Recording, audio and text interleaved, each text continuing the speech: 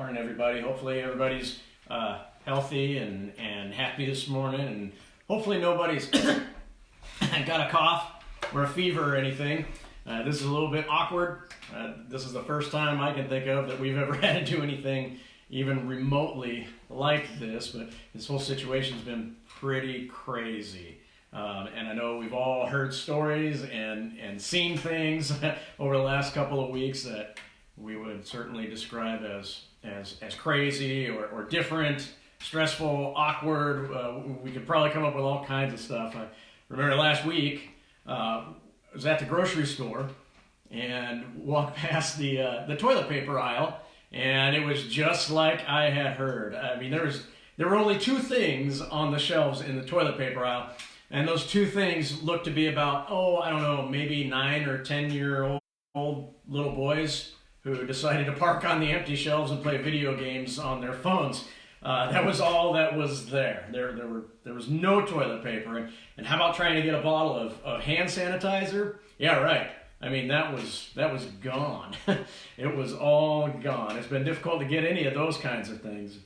We've seen videos online of crowds tearing apart pallets of toilet paper as they were being wheeled out of the back room. I mean, they weren't even waiting for them to get on the shelves, and there have been checkout lines or lines for toilet paper that were a little more controlled, and the lines were wrapping down aisles and around corners, and we've seen stores having to enforce limits on purchases, and unfortunately there were even actual fist fights over toilet paper and hand sanitizer in some places.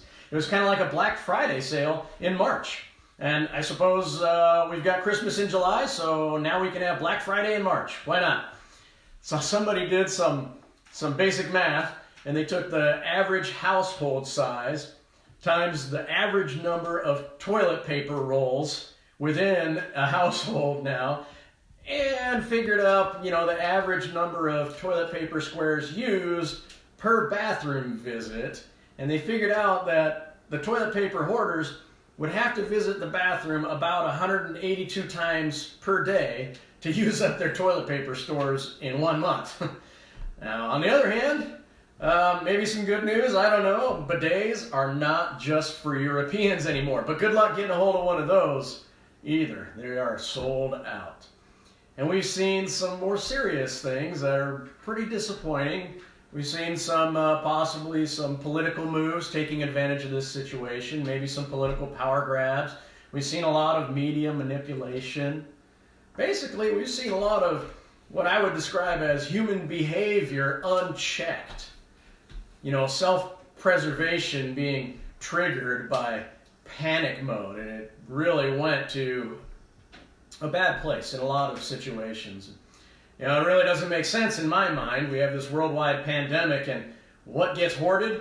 All the stuff that will actually keep you alive is still on the shelves.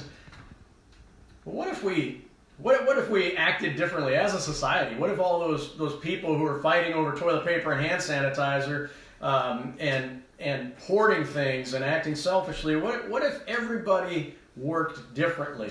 What if everybody helped each other instead? How would things look differently then? We see this principle in 1 John 3:17. But if anyone has the world's goods and sees his brother in need, yet closes his heart against him, how does God's love abide in him? That's a very important question for us to ask. And I think it's somewhat of a rhetorical question, really. Does God's love abide in someone who is going to withhold the world's goods that they have from a brother who is in need, closing their heart against him? Now, there's a better way for us to act. Fortunately, although there were many individuals who acted less than stellar during all this hysteria, there have also been many very encouraging instances of kindness and generosity and compassion and love. Philippians 2, verse 3 and 4 says, "Do nothing from selfish ambition or conceit, but in humility count others more significant than yourselves. Let each of you look not only to his own interests, but also to the interests of others. And we've seen that happen as well.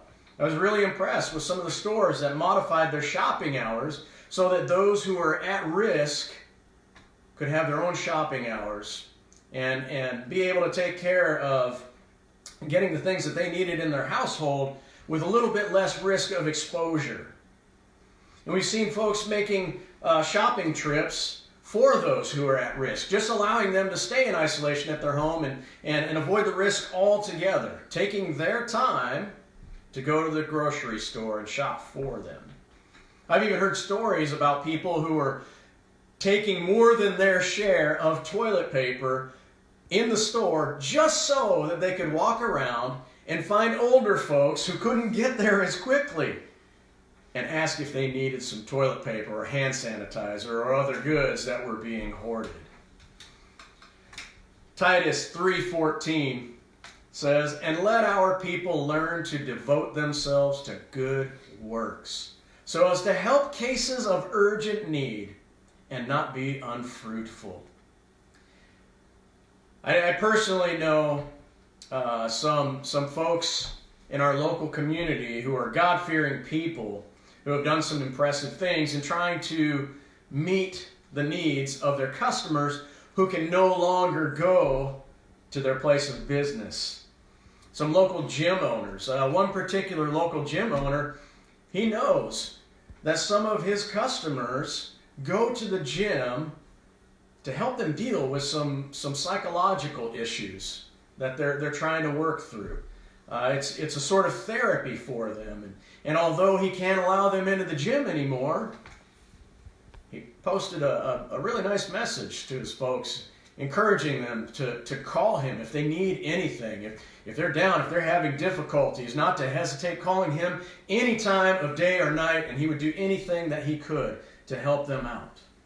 I know another gym owner who unfortunately had to close the gym, but she's offering free online workout videos, and she's opening it up for anyone so that they can work out at home and have access to that. All for free, just to meet people's needs and help out her community.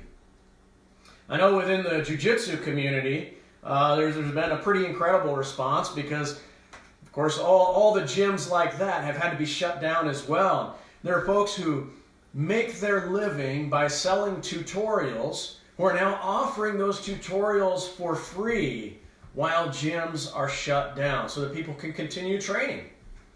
And also to benefit those who make those instructionals, their coaches who put those things online and make a living from that. I know there have been lots of online teachers who are now offering their materials for free while kids are learning from home. I just saw this morning that the Spring Meadows Church of Christ has put together some kind of kids class materials for those who have to stay at home and are going to be missing kids' Bible class this morning as well. All for free, all just to help meet the needs of others. And this challenging time has left many in need, not just in our community, but around the world. Romans 12:13 says, "Contribute to the needs of the saints and seek to show hospitality." And I believe that's what we're doing this morning. We all have the need to worship, or God wouldn't prescribe it to us. And we've really had to go out of our way to make that happen this morning. And the way that we're having to worship, not all being able to gather together as we'd like to, it's not ideal. This is maybe not as uplifting and encouraging as it would be when we get together, all of us, in one place at the same time. But some of our saints have a need for protection. And whether worshiping in small groups today, more isolated from one another than what we'd like to do, is the best way to handle this need or not, I don't know. Whether we agree with doing this or not, whether we think it is effective or not, whether we think it is giving the protection that is needed or not, or whether we think that there really is protection needed or not. There's one thing that we can all be encouraged by. No matter what side of the fence we may be on for any of these things, we can all be encouraged by the fact that our modifications for this morning's worship have been driven by the Spirit of Christ in us. I mean, it's been driven by us being concerned for one another. It's been driven by us caring about the health and well-being of one another. It's been driven by us striving to meet one another's needs. It's been driven by us loving one another with the love of the Lord. This is difficult. It's unusual. It's awkward. It's uncomfortable. It is less than ideal. There are a lot of unknowns. There are a lot of unanswered questions. And we don't even know for sure if the way that we're handling things this morning, or handling the entire situation, is the best way to handle it. But we know our motivation. And if our motivation is truly love for one another, then it's a big win for the Lord. Not really sure how to end this. This is a little different than how we normally do things. But I want to thank you for taking time to worship. Thank you for tuning in. Thank you for caring one another and expressing your love for one another. And before we click this button and end the stream, I'm just going to leave you with Romans 12:10 that says, love one another with brotherly affection. Outdo one another in showing honor. Thank you.